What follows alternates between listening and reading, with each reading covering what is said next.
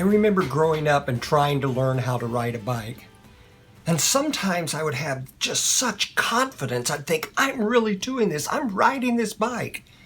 Only to turn around and look and find out my father was still behind me, holding onto the seat, keeping me from falling. Same thing happened as a teenager. There were times as a teenager when I'd think, I can live life the way I want to. I'm independent. I can do this.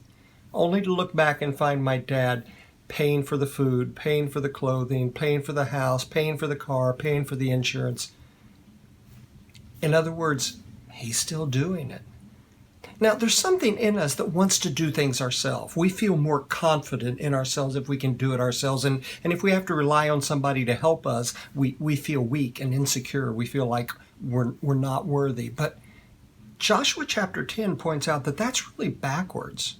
All through Joshua chapter 10, God points out that it's him who's fighting the battles, throwing the enemy into panic, bringing hail, stopping the sun. In other words, he's doing a turnkey job fighting for them.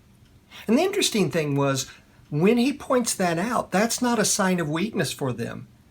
They realize that when God's doing all the fighting for them, that's a point of courage, a point of confidence.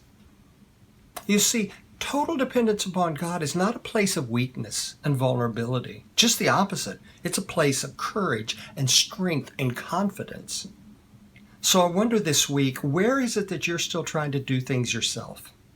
Where is it that you need to have total dependence upon God to have the confidence you need? Wherever that is, I hope this week you'll give that a shot. Stop relying on yourself in that area and be totally dependent upon God, and find out that you have more confidence in that than anything else. We'll see you next week.